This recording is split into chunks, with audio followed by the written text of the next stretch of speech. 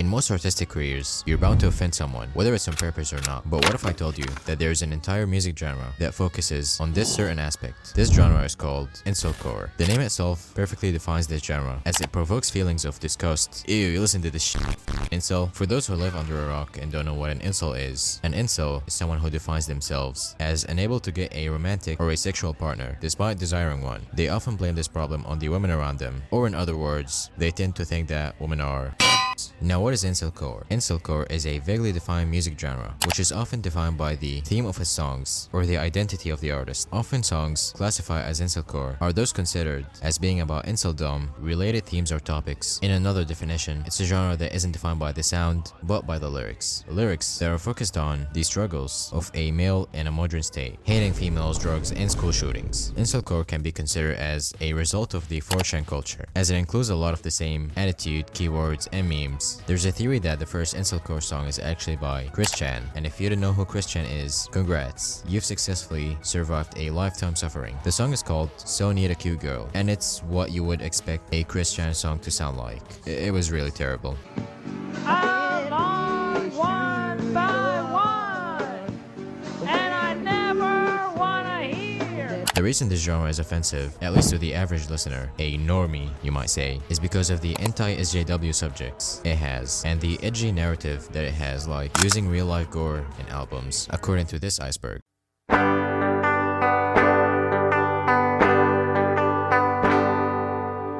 One of the most prominent examples for Incelcore is the song Scott Pilgrim vs. the War Ruined a Whole Generation of Women by Negative XP, also known as Schroeder. In this song, Negative XP mocks the e-girl aesthetic and shows the irony of Romana Flowers in the movie Scott Pilgrim vs. the World being a role model for young women, or at least that's what the song claims. The song is more edgy and uses shock value than it being political. He uses Romana Flowers as an example of this type of girls that he targets in the song. This song caught a lot of attention on TikTok, mainly criticisms of the song and people calling it misogynistic, which is expected. That's the whole purpose of the song. It was to piss people off. This song blowing up only brought more attention to the Incelcore scene, with artists like Neat, Deathtick, and Hero, Fried by Flowride. Some people consider it to be the grunge of Gen Z, as it's kinda anti-mainstream or counterculture, just like grunge was. Anyways, as much as a lot of people look down upon this genre, a good amount of people liked it, to the point where they hosted a festival for it. This festival being Version Fest.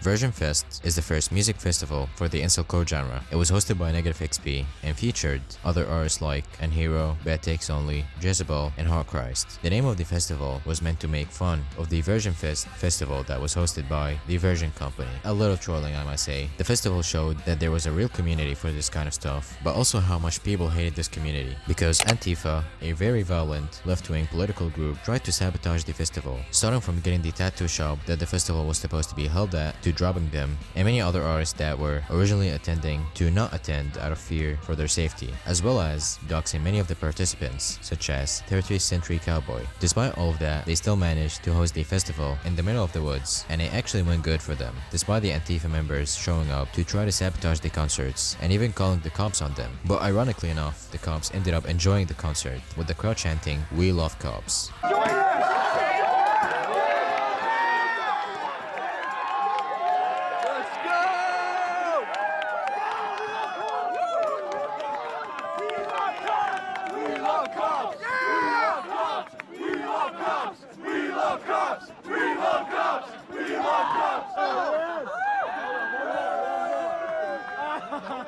Oh, and did I mention that it was hosted on the 11th of September? As for what I think about this, listen, there was no political motives behind this festival. It was just a bunch of people having fun. There was no need to get political ideologies involved. It only made Antifa embarrass themselves. After Version Fest, Incelcore only blew up more and more from the funny clips and incidents that occurred there, such as the Antifa member that was very easy to spot getting a bag of Cheetos spilled over their head. This caught the attention of a YouTuber that goes by the name Turkey Tom. He made a documentary about about Virgin Fest, which garnered over 1.5 million views, giving this genre an even bigger push. There's also Tithtik, where you can find all the Turkey Tongue comments all over his SoundCloud comments. After the wave calmed down, a few things happened, such as Negative XP insisting that the genre's name should be changed to epunk instead of Incelcore because he didn't like the name, and Bad Takes Only, a participant of Virgin Fest, who in my opinion I think he had a great performance, being exposed as a groomer.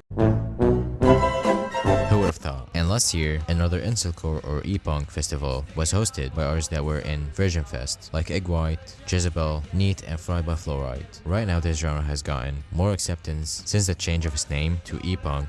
There's also an iceberg that includes some interesting facts. And my opinion on this genre is that I don't think you should take it seriously or be too involved in it as much as their music sounds cool, because you'll probably end up being a neat loser if you do. I think the sound of the genre is really cool, but I don't think you should take these artists as role models for your political views. At the end of the day, they're just entertainers. You enjoy the music, you move on, no need to fight over it and get triggered because they oppose your political views. That was about it. Thank you for watching. Consider leaving any form of engagement if you liked the video. Follow my Twitter, and I made an Instagram, so you might want to follow that as well. Thank you for watching. I have been Harveyyy. Until next time.